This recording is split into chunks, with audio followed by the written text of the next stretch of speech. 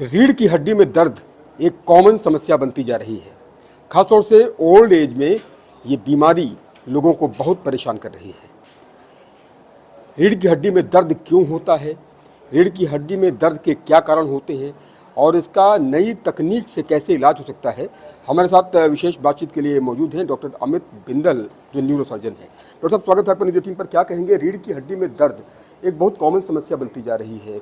ऐसे में एक तो आप ये बताएं कि रीढ़ की हड्डी में ये दर्द क्यों होता है एक एज के बाद, और कभी कभी हड्डियां पिचकने की जो शिकायत आ रही है, बहुत कॉमन हो गई है, वो क्यों होती है और इसका इलाज आप कैसे संभव हो गया है नई तकनीक से।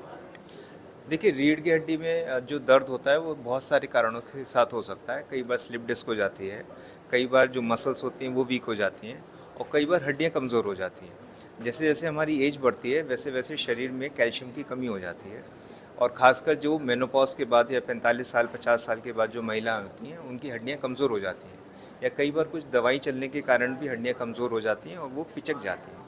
पिचक जाने की वजह से, जिसको हम ऑस्टियोपोरोसिस कहते हैं या ऑस्टियोपोरोसिस वर्टिब्रल कोलैप्स कहते हैं, तो जब वो पिचक जाती हैं तो उसमें दर्द रहने लगता है।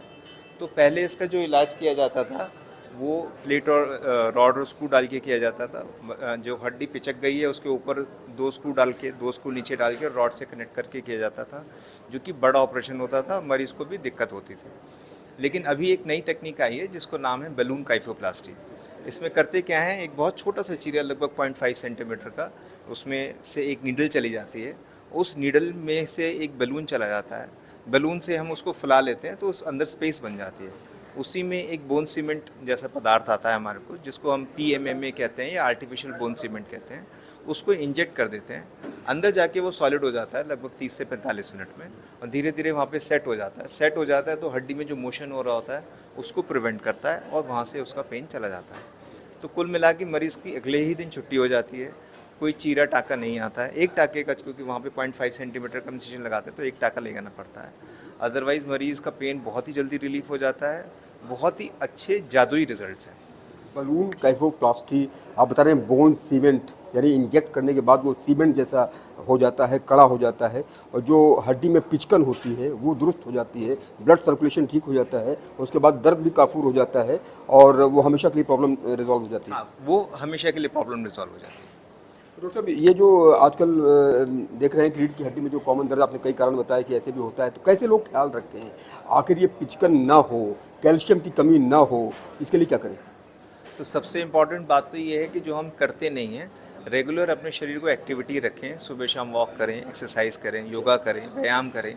अगर जवानी से ही या कम उम्र से ही 30 35 40 साल की उम्र से ही हम योगा व्यायाम एक्सरसाइज करते रहेंगे तो हड्डी मजबूत रहती है। एक बात तो ये है।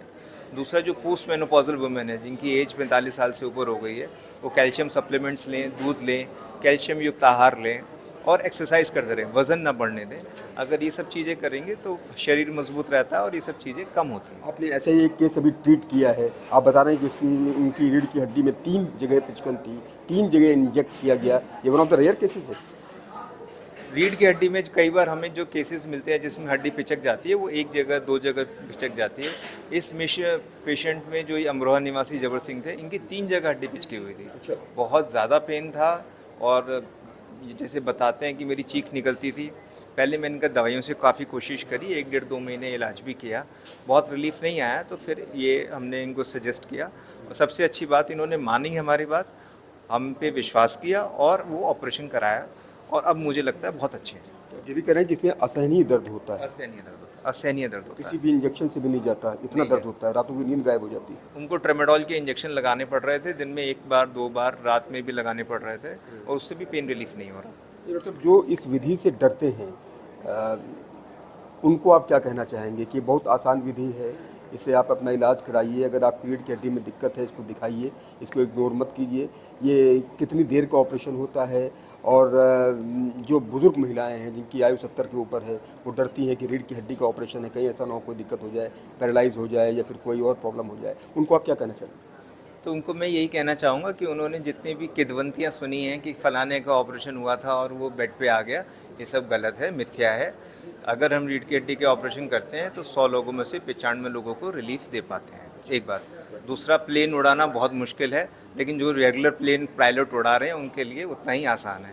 तो रीढ़ की हड्डी का ऑपरेशन बहुत मुश्किल है, लेकिन हम अगर सुबह शाम ऑपरेशन कर रहे हैं तो हमारे लिए वो दैनिक प्रक्रिया है, तो उसमें डरने की कितनी बात देर नहीं का है। ऑपरेशन होता है? तो रीढ़ की हड्डी के अलग अलग ऑपरेशन अलग अलग अवधि के होते हैं। इस तरह का ऑपरेशन लगभग 1 घंटे में ख़त्म हो जाता है। बहुत बहुत धन्यवाद डॉक्टर अमित बिंदल हमारे साथ जबर जी मौजूद हैं जो पेशेंट थे इसके। आप भी बताइए आपको क्या दिक्कत थी, कितना पेन होता था और अब कितना रिलीफ हो गया है इस विधि से ऑपरेशन कराने के बाद? पहले मुझे बहुत पेन होता था और मेरी किल्ली निकलती थी। अब जब से मेरी सर्जरी हुई है अब मुझे कोई पेन नहीं होता, बिल्कुल स्वस्थ हूँ, मुझे कोई परेशानी नहीं है। अब ना कहीं दर्द है ही नहीं मेरे शरीर में, ना मैं किसी तरीके से कोई परेशानी। आप बिल्कुल ठीक हाँ, हैं? मैं बिल्कुल ठीक हूँ इस समय। अब मुझे जब से आपका ऑपरेशन हुआ तब से अगले दिन से आप बिल्कुल चल फिर पा रहे हैं? उससे अगले दिन से मैं चलना शुरू हो गया। ऑपरेशन के बाद 1 दिन बाद में चलना शुरू हो गया। मुझे कोई परेशानी नहीं है, मैं स्वस्थ हूँ। डॉक्टर साहब की कृपा से बिल्कुल ओके हूँ। तो आप उन लोगों से क्या कहना चाहेंगे जो इस तरह के दर्द झेलते हैं लेकिन डरते हैं कि इस तरह का ऑपरेशन ना कराएं, नहीं कहीं ऐसा हो जाए वैसा हो जाए, तमाम दिमाग में बातें आती हैं, उनसे क्या कहना चाहेंगे? ऐसी कोई बात नहीं? उनसे तो मैं ये कहना चाहूँगा कि एक बार डॉक्टर साहब से सलाह लें और इनका कहना मानें और सर्जरी कराएं, बिल्कुल स्वस्थ हो जाएंगे मेरी तरह ही, क्योंकि मेरा ये विश्वास है। बहुत बहुत धन्यवाद आपका जबर जो पेशेंट हैं और डॉक्टर अमित बिंदल जिन्होंने ये ऑपरेशन किया है, न्यूरोसर्जन है। निश्चित तौर पर इस तरह की समस्याएं आजकल बहुतायत में देखी जा रही हैं क्योंकि वज़न जब लोगों का बढ़ता है तो उसका सीधा दबाव रीढ़ की हड्डी पर पड़ता है और कभी कभी रीढ़ की हड्डी में पिचकन की ऐसी समस्याएं आती हैं। इस पिचकन का भी इलाज काइफोप्लास्टी से किया जा सकता है।